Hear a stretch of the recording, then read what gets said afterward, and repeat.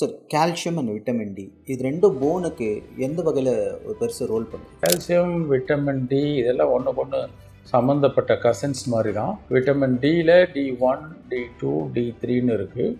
125 டைஹைட்ராக்சிகோலிகல்சிஃபெரால்னு சொல்லுவோம். Calcium, phosphorus இதெல்லாம் ஒன்றுக்கு ஒன்று சம்மந்தப்பட்டது தான். அதில் வெவ்வேறு ஃபார்மில் இப்போ கிட்னியில் போனால் விட்டமின் D2 தேவைப்படும், அப்புறம் D3 தேவைப்படும்.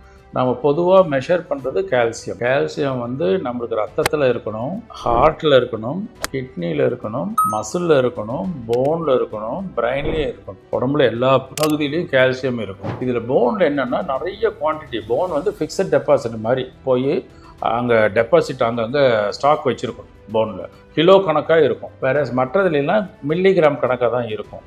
ஸோ இப்போ பிளட்டுக்கு கால்சியம் கம்மியாச்சுன்னா போனில் இருந்து அது உடனே அது வித்ட்ரா பண்ணிக்கும். ஆனால் போனில் அப்படியே பர்மனெண்ட்டாக வீக் கம்மியாகிட்டு இருந்ததுன்னா போன் வீக் ஆகிடும். ஆஸ்டியோபோரோசிஸ் அப்படின்னு சொல்லுவோம்.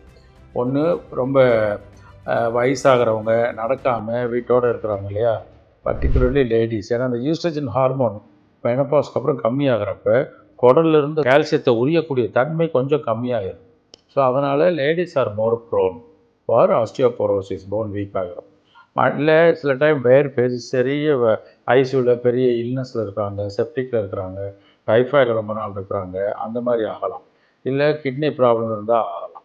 பட் பொதுவாக ஏஜ் ரிலேட்டட் போன் வீக்னஸ் தான் கால்சியம் அண்ட் விட்டமின் டிங்கிறது. இந்த மாதிரி பல விஷயங்களுக்கு ஆர்த்தோ சம்மந்தப்பட்டது, எலும்பு, மூட்டு, தசை, நரம்பு வலி சம்மந்தப்பட்டதுக்கு எங்களை ஃபாலோ பண்ணுங்கள். நிறைய சின்ன சின்ன யூஸ்ஃபுல் இன்ஃபர்மேஷன் உங்களுக்கு நாங்கள் பகிர்ந்துக்கிட்டே இருக்கிறோம்.